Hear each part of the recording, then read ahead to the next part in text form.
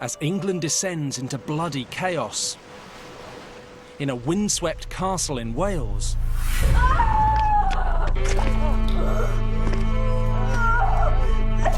a 13-year-old girl is in labour.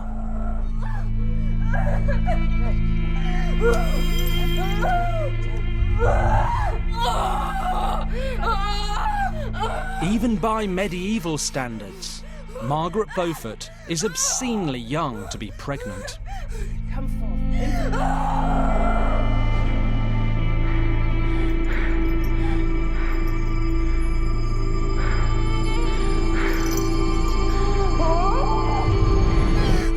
The birth is so traumatic, she will never bear another child.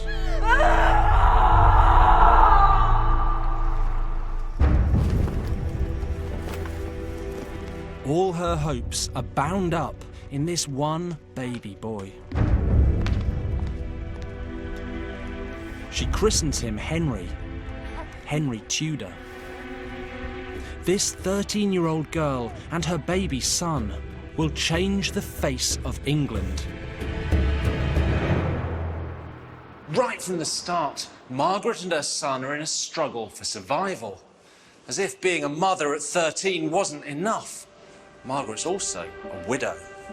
Her husband, little Henry's father, was an obscure nobleman, Edmund Tudor, who died of plague 3 months ago. In the medieval world, power and control are exercised by men. Without a husband, Margaret is virtually helpless. Now, her only protector is Edmund's brother, Jasper Tudor. No, he may enter. But Jasper's power to protect her is limited. May I? Margaret's late husband, Edmund Tudor, and his brother Jasper Tudor are half-brothers of the king. Henry. Unfortunately, it's the wrong half. Edmund and Jasper share the same mother as the incompetent Henry VI, but their father was no king. He was the Dowager Queen's handsome Welsh squire, Owen Tudor, basically a nobody. Because their connection to royalty is through their mother, it's so obscure, it's basically worthless. Everything the Tudor boys have is owed to the grace and favour of their half-brother, Henry VI. As long as little Henry's uncle is on the throne, looking favourably on them, Margaret and her baby son are relatively safe. But Henry VI is a useless king. His rule is under attack. If the king goes, Margaret and baby Henry could lose everything.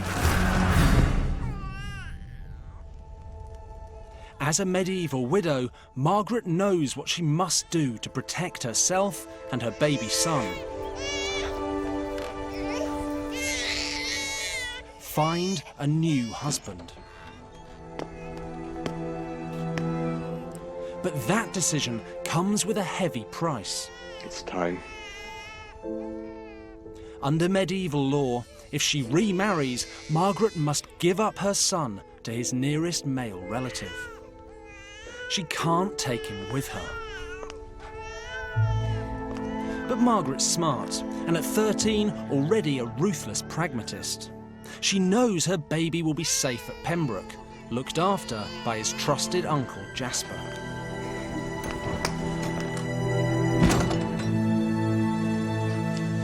Just 2 months after Henry's birth, with Edmund barely cold in the ground, Margaret rides out from here with Jasper to find a new husband.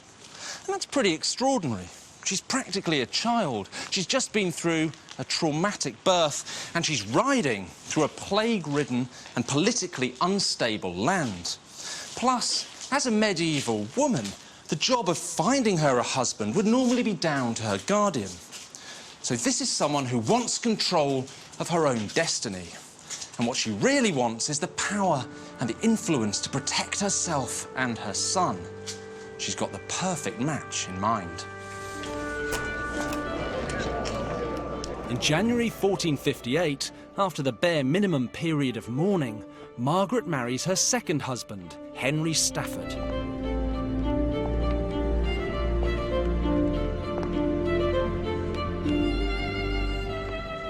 They look an unlikely couple. She's barely a teenager, he's in his 30s. But in reality, Margaret's engineered an incredibly smart match.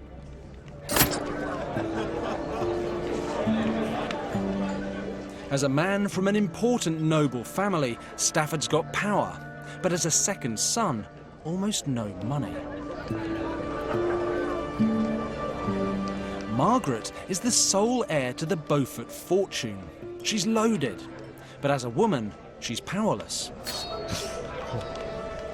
Together, they have the essential ingredients to prosper in a medieval world: money and power.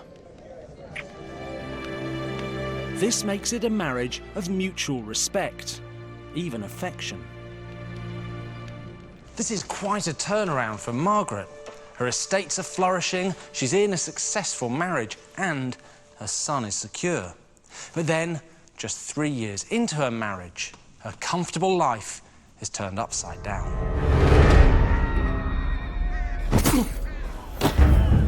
It all goes wrong for Margaret on a frozen battlefield in Yorkshire. Henry VI's army is annihilated. Now there's a young and charismatic new king.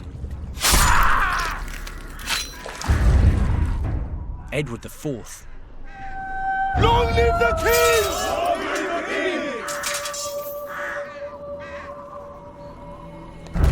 Margaret's family is on the losing side. Her husband, Stafford, fought against Edward in the battle.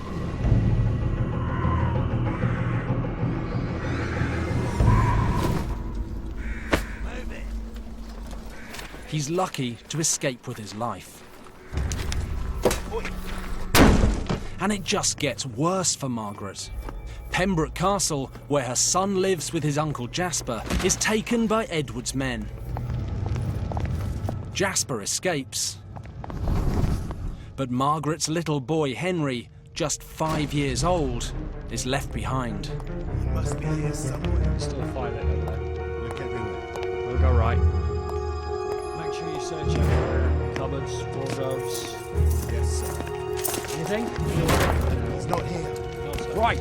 Back to the courtyard. Must have gone. I have to finish this room. Now, soldier. Waste of time.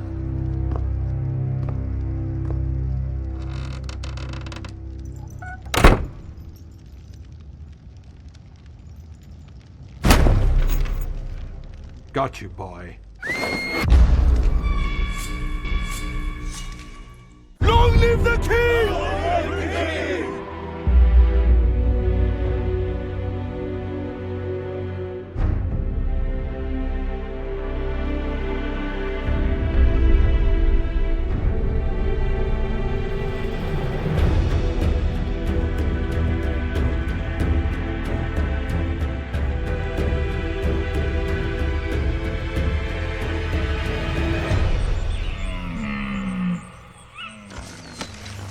Margaret's son, Henry Tudor, is in the hands of one of the new king's men.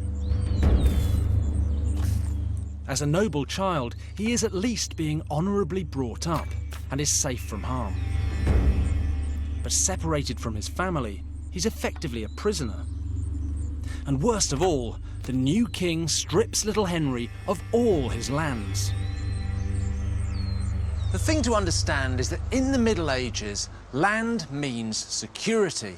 It brings you power, it makes you important. Ultimately, it protects you. Without his lands, Henry's position is increasingly shaky, and Margaret knows it.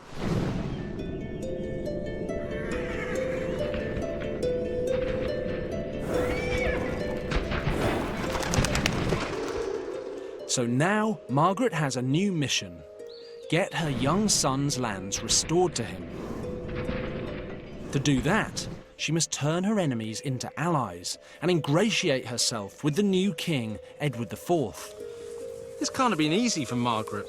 She was allied emotionally and physically with Henry VI. After all, her son is his nephew. And now, in order to protect her son, she has to cozy up with Henry's mortal enemy. Her husband Stafford swears loyalty to the new king and gets them both a pardon.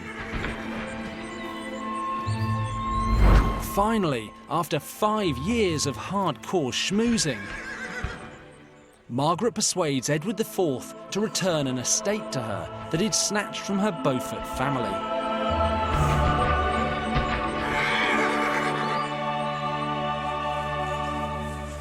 This is what remains of Woking Palace, a place we know was very dear to Margaret's heart. Now, today, it's just a few brick walls, but in its time, this was a huge and sprawling manor house.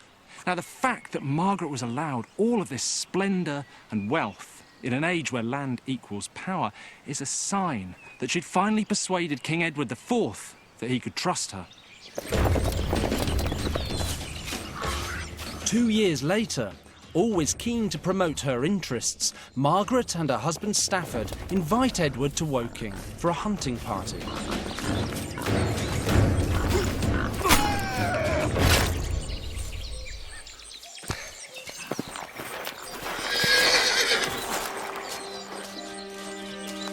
Now 25, Margaret dresses for the king in her finest velvet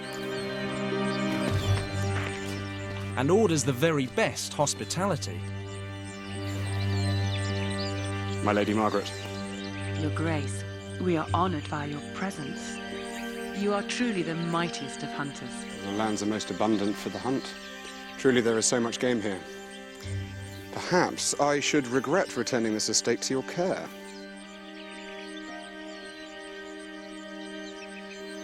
But I do not believe it could be in more loyal hands. Margaret must be feeling pretty confident that the restoration of her young son's lands can't be far away.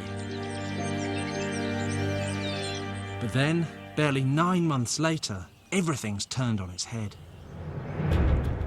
Edward IV falls out with his most powerful ally, the Earl of Warwick. Your move, cousin.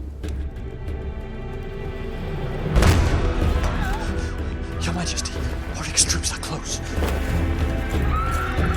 They've come in through the east gate. Warwick stages a coup. The king is forced to run for his life from Warwick's men. On October the 3rd, 1470, Warwick releases Henry VI from the Tower. Long live the king! And, unbelievably, puts him back on the throne. This is an incredible opportunity for Margaret, and she seizes it with both hands. With her son's uncle back in power, this is Margaret's chance to get her boy's lands back. So without missing a beat, she heads straight to London and comes here, to the Palace of Westminster, to sort things out with the king himself. But after cozying up to Edward IV, the bloke who kicked Henry off the throne, this is a risky play. My Lady Margaret. My liege and true king, it gladdens my heart to see you restored to your rightful place after so long. But Margaret has an ace up her sleeve. My son. After 9 years, she's reunited with Henry, now almost 14.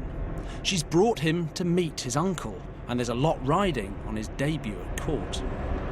Henry Tudor. Named for you, my king. Come. Closer.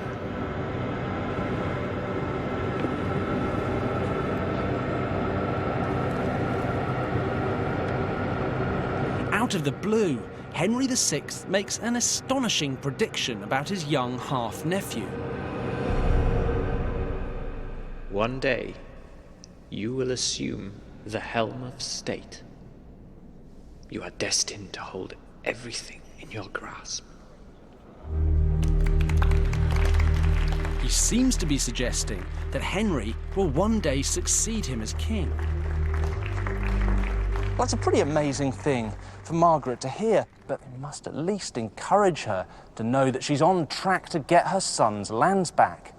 And after all, that's the one thing she really cares about. But just 6 months later,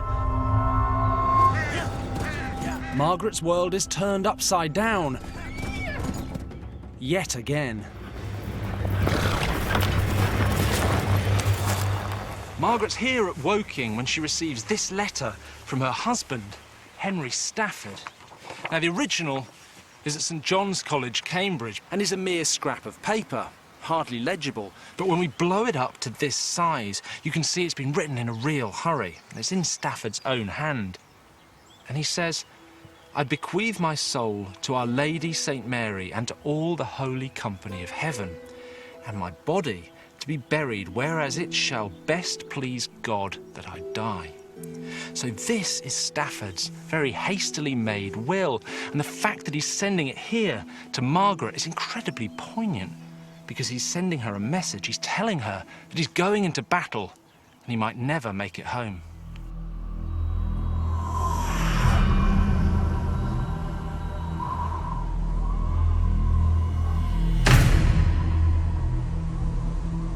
Edward IV has returned to take back the throne from Henry VI. Stafford swore loyalty to Edward to protect his family. Now, he's got to make good on that promise. This is a nightmare for Margaret. She's caught between her loyalty to Henry and her husband's pledge to Edward. On the 14th of April 1471, Stafford goes into battle alongside Edward at Barnet to crush the man who put Henry VI back on the throne, the Earl of Warwick.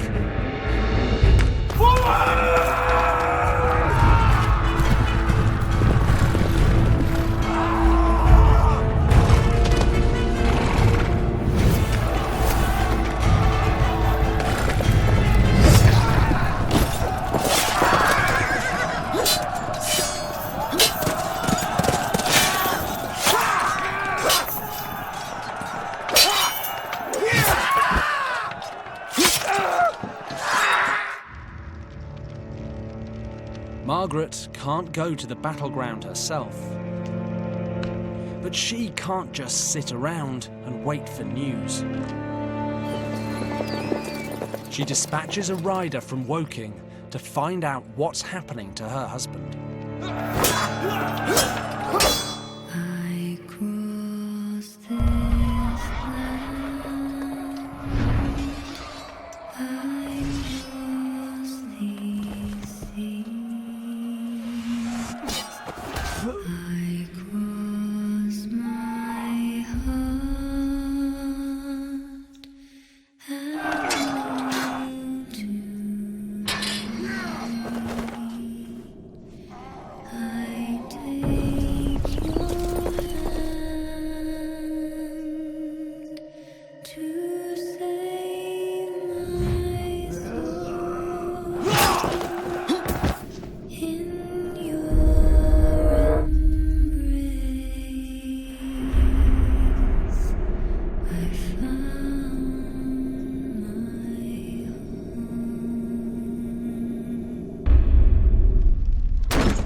When Margaret's rider returns, he brings grave news.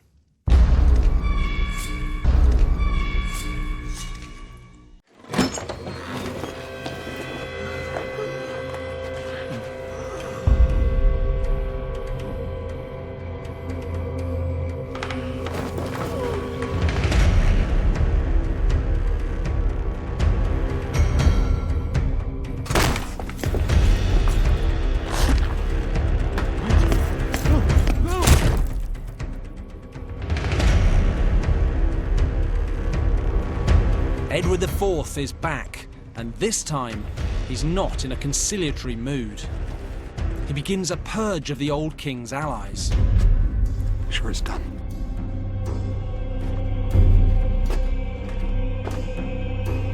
He has two of Margaret's closest relatives put to death.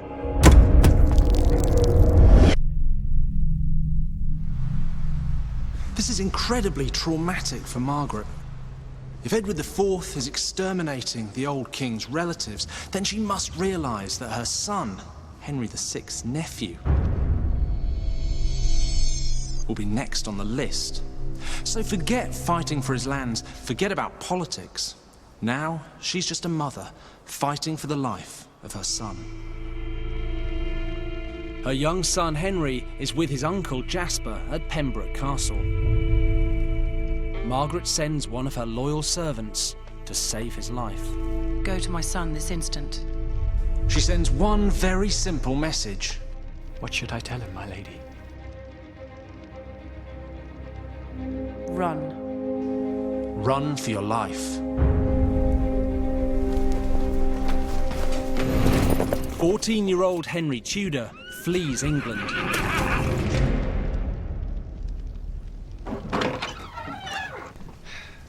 My lady. Is he safely gone? He is. Exiled in Brittany, Henry is safe. But Margaret has no idea if she will ever see her son again.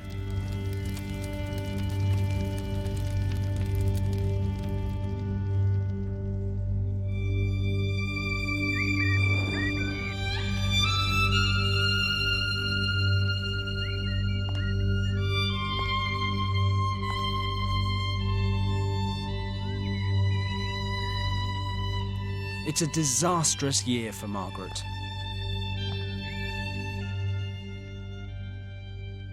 She not only loses her son, she loses her husband. In October, Stafford dies of his battle wounds.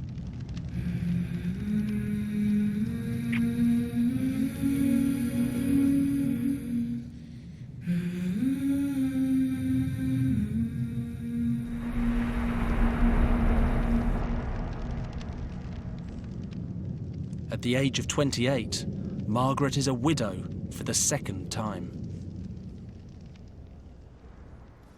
She's alone and vulnerable. She's already lived through 3 regime changes and 2 husbands. Every time she blinks, the world around her changes. But her mission hasn't. Save her son, save herself. Well, her son's safe in exile. Now she needs to survive too. She does what she always does, takes a deep breath and makes the pragmatic call. She's faced with the same problem she had as a 13-year-old widow. She needs security. She needs protection. In medieval England, that means only one thing: a husband. In June 1472, Margaret marries Lord Thomas Stanley. Little do they know that their match will change history. Unlike her previous husband, Stanley is immensely rich. But that's not really what Margaret's interested in. She's got enough wealth of her own. What she wants is Stanley's influence, because Stanley is steward to Edward IV's household. So virtually every day of his life, he's in the same room as the king. And that means Margaret now has a hotline direct to Edward IV. It's an astounding political play. Stanley's status makes Margaret a royal insider at the court of King Edward and his wife, the Queen, Elizabeth Woodville. A future ally. For 11 years, England enjoys a period of unparalleled stability under Edward. Margaret takes every opportunity to ingratiate herself with Edward. Fine move, Your Grace. 10 years after marrying Stanley, Margaret, now 40, finally manages to get what she wants for her son. We wish it known that Henry Tudor, called Earl of Richmond, shall receive a settlement of land from his mother, the Countess of Richmond, to the value of 600 marks. An official agreement with the king himself for her son to have his lands back and return to court. To be in the grace and favour of His Majesty. Margaret must be ecstatic. After 20 years, her charm offensive has paid off. This is Henry's ticket home. But life in the Wars of the Roses turns on a dime. The wax is barely dry on the agreement seal before disaster strikes. Okay. Edward IV dies. Margaret's back to square one.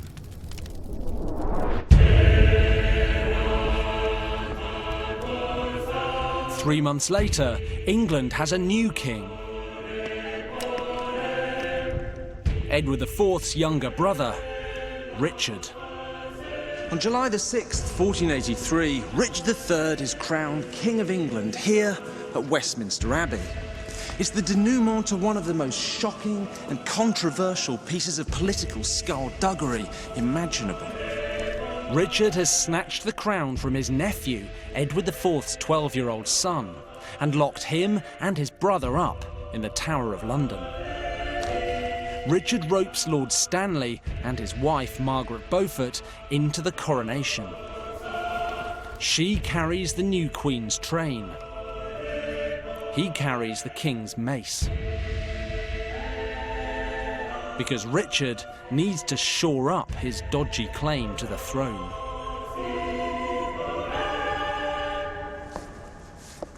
So what does Margaret make of Richard? Well, in a sense, she could see his rise to power as just another period of political chaos to be safely negotiated. But I think she'll see this one rather differently. Margaret knows the young princes from her time at court. Certainly, she knows their mother, Elizabeth Woodville. And Margaret's a woman with a highly developed instinct for protecting her own son. So I think she'll see Richard as her most dangerous opponent yet. By September 1483, pretty much everyone believes that Richard has had his nephews, the princes in the Tower, murdered.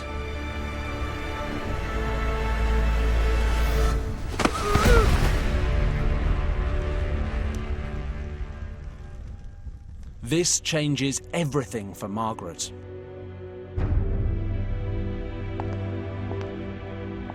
Richard is a child-murdering tyrant who could turn on anyone. There is no deal Margaret can do with him that will protect her son.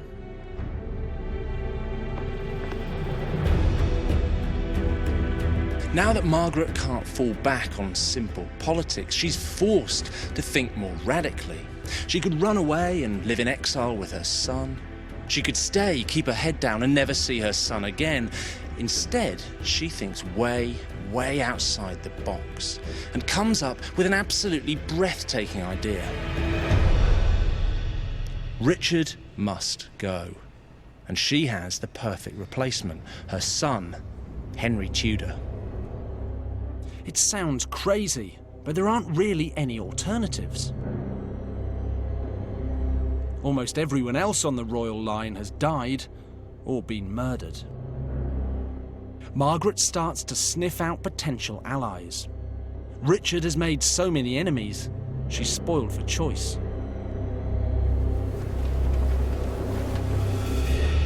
Long live the king! Long live the king!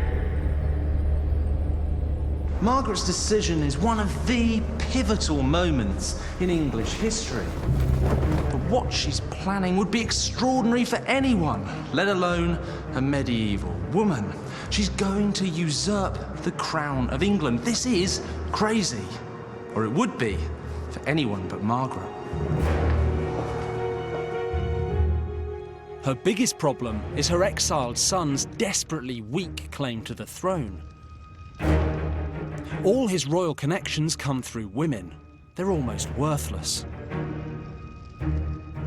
Margaret's plan is rather brilliant because it hinges on the one person who hates Richard more than anyone else, Elizabeth Woodville, Edward IV's widow.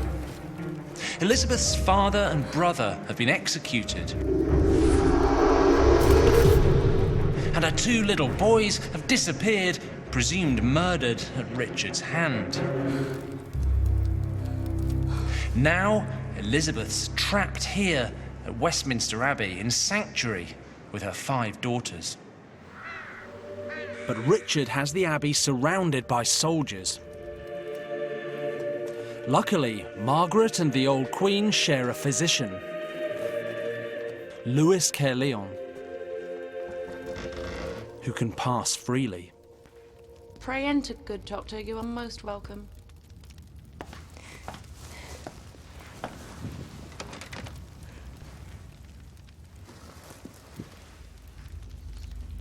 Caerleon puts Margaret's proposition to Elizabeth.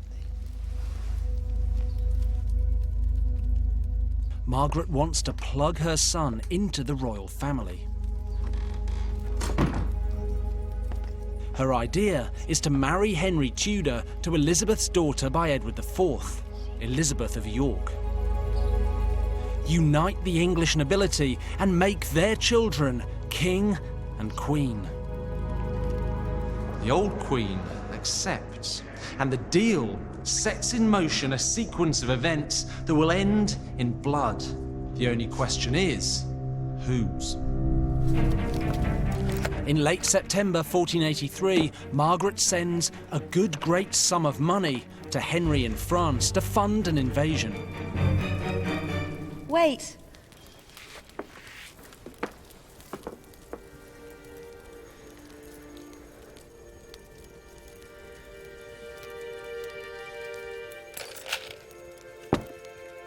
Within a month, Henry sets sail with 7 ships and 515 men.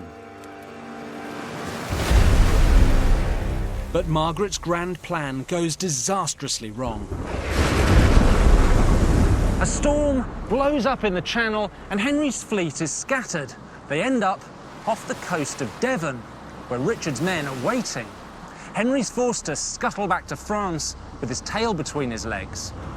Margaret's rebellion has been a disaster, and worse, Richard now knows exactly who his enemies are: Margaret Beaufort and her son, Henry Tudor.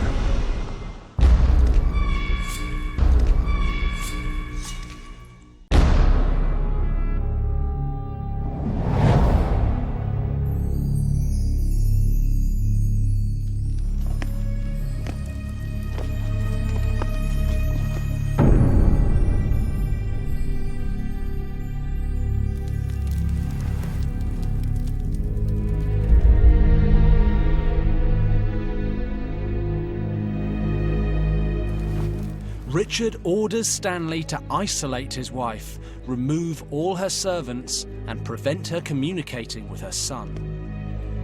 Margaret has committed high treason. Richard III has murdered his enemies for less. But he needs powerful men like Margaret's husband on his side. In the end, what saves her is her smart marriage to Stanley. Margaret can actually count herself lucky. If she'd been married to anyone else, she'd be in even bigger trouble. But inwardly, she must be seething. She's lost her lands and her status. She's reduced to a mere wife. It's not really her style. So more than ever before, she's determined that Richard has to go. And Margaret's not the only one thinking that way. Richard has stripped her rebel allies of their lands and titles too. Now in exile, they have nothing left to lose and no way back as long as he's on the throne. After the failure of the rebellion, most of the nobles involved fled straight into the waiting arms of Henry Tudor. Now he's effectively set up an alternative royal court in France, with him at the centre. The failed rebellion certainly hasn't dented Henry's confidence, as evidence here at the British Library reveals. This is a 17th century copy of a letter originally sent by Henry Tudor to his supporters in England, and it's a passionate call to arms in what he describes as my just quarrel against the unnatural tyrant, Richard. But what's really interesting is the way he signed himself. It's an H and an R, and the H is obviously his name, but R stands for Rex. He's calling himself Henry the King. Margaret's work preparing her son to be king has clearly paid off. He's primed. All she has to do now is pull the trigger. She sends a message to Henry to land in Wales. She'll have money and men waiting for him. On the 7th of August 1485, loyal servant Christopher Urswick is sent to Margaret by her son. But he hasn't come from France. He's come from the port of Milford Haven in Wales. Henry's back, with an army. To avoid Richard's men in South Wales, Henry marches north, then east.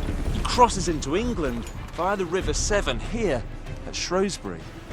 When he reaches the city gates, Margaret sent Urswick back to him. In mid-August, Urswick reaches Henry with a huge amount of money from his mother to pay his soldiers. This is open defiance of Richard's orders. Stanley is supposed to be keeping his wife under house arrest.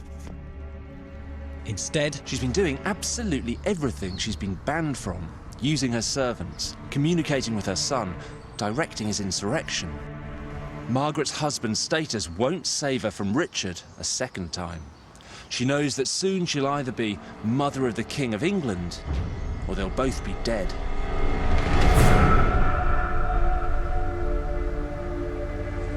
On the 22nd of August 1485, Henry and Richard finally come head-to-head, here at Bosworth Field.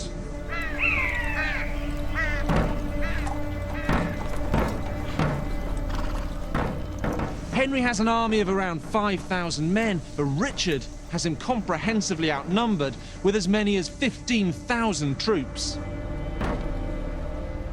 Watching over the battleground is Lord Stanley with his brother William and 3,000 men.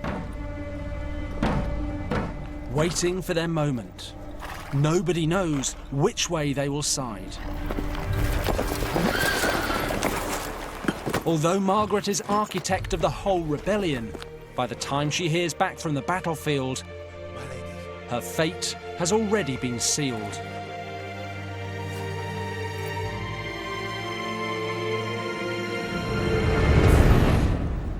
The battle began early. Henry seized the initiative, and his troops marched along this track at first light, leaving Richard's men scrambling into battle order. The fighting is ferocious. Both Richard and Henry are in the thick of it. Then, in the heat of battle, Richard spots Henry just a stone's throw away, almost unprotected. He knows if he kills him, he's won. Up on the rise, the Stanleys are still sitting on their hands when Richard seizes his moment and charges at Henry Tudor. In the next minutes, the future King of England will be decided. And there's a delicious irony to what happens next. Even though Margaret was absent from the field, the battle hinged on her actions, because she'd turned her husband Stanley to Henry's cause. And it was Stanley's intervention that decided the outcome. Richard is only seconds away from Henry when the Stanleys finally make their move.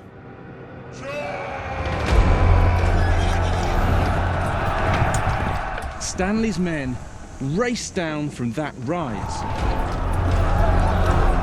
Richard was charging towards Henry, sword drawn, when Stanley's men waded in. In the melee, Richard was unhorsed.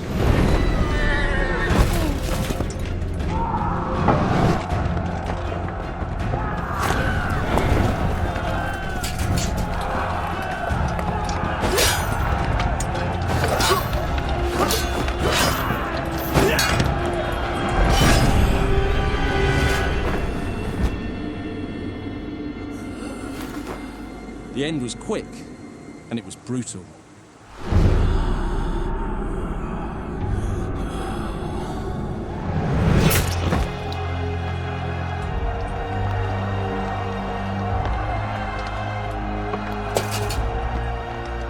Henry Tudor, 28, a minor noble and an absolute rank outsider in the royal line, has taken the throne. Margaret Beaufort has triumphed.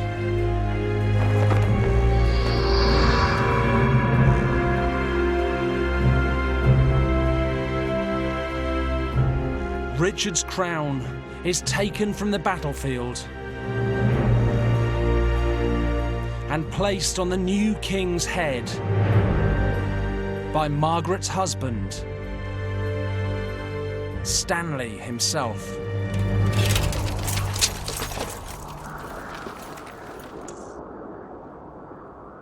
Long live the King! Long live the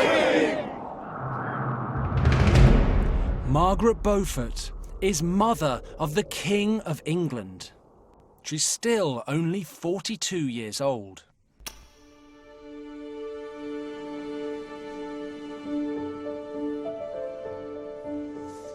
Margaret protected herself and her son through one of the bloodiest periods in our country's history. And not only that, she outlived Henry and was here at Westminster Abbey for the coronation of her grandson, Henry VIII. She died a few days later, and this splendid tomb is a monument to a 13-year-old single mum who founded the most famous dynasty in Britain. Now that's quite a woman.